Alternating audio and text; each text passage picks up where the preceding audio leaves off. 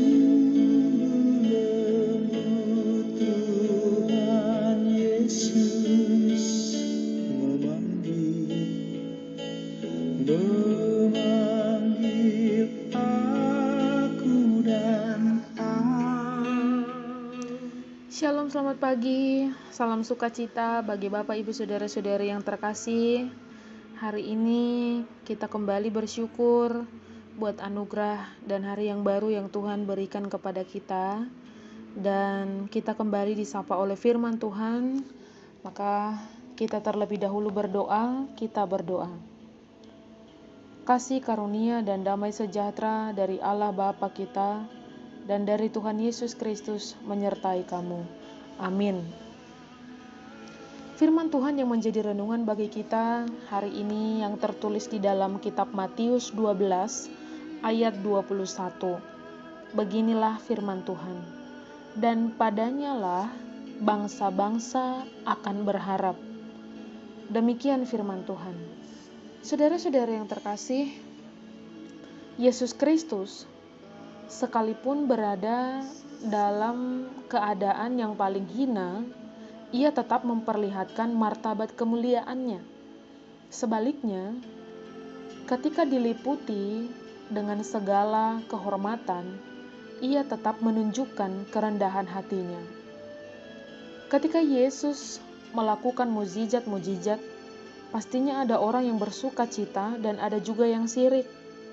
Orang-orang Farisi adalah orang yang sirik dan marah melihat mukjizat-mukjizat yang dikerjakan Tuhan Yesus, sehingga mereka bersekongkol mau membunuh Yesus. Betapa besarnya penghinaan yang ditimpakan kepada Yesus Tuhan kita. Orang-orang Farisi memburunya seperti seorang penjahat, tetapi Yesus tidak takut. Ia terus melanjutkan pekerjaannya tanpa kekerasan, melainkan dengan penuh kasih. Yang sebenarnya mudah saja bagi Yesus untuk menghancurkan orang-orang Farisi, seperti ia memutuskan bulu yang patah terkulai dan mematikan mereka sekejap seperti memadamkan sumbu yang pudar nyalanya. Namun ia tidak mau melakukan. Yesus menunggu sampai hari penghakiman tiba, dan akhirnya orang-orang itu akan berharap hanya kepada Yesus. Bapak Ibu Saudara-saudari, berbicara soal pengharapan.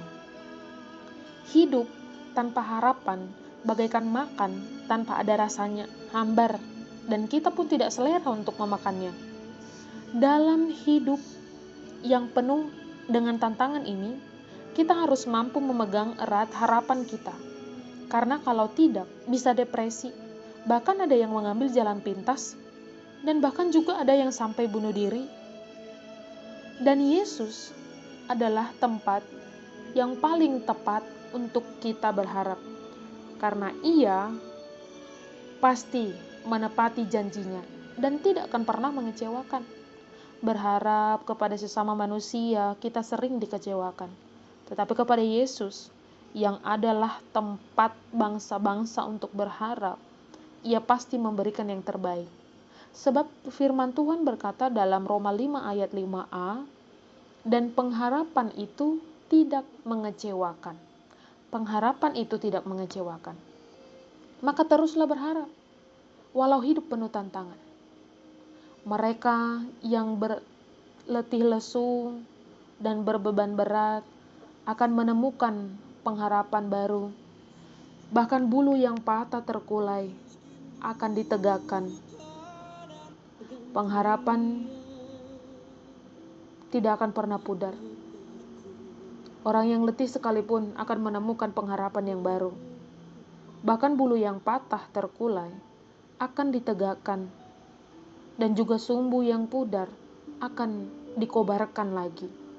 Dalam hidup ini selalu ada harapan, karena Yesus sudah memberi janji kemenangan untuk Anda dan juga saya, dan kita akan sama-sama dimenangkan. Maka mari berjuang dan bertahan dalam iman dan juga pengharapan sampai kita menerima mahkota kemenangan. Dan teruslah berharap. Pegang erat harapanmu dan serahkan kepada Tuhan Yesus. Amin. Kita berdoa.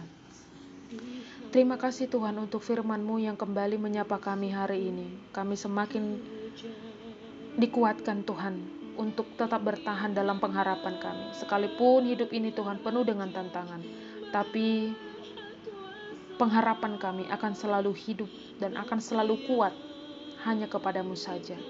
Tuhan berkatilah orang-orang yang mendengarkan firman-Mu ini, keluarganya, pekerjaannya, setiap langkahnya, bahkan apapun yang mereka harapkan. Tuhanlah yang selalu memberkati, yang campur tangan atas segala proses kehidupan mereka.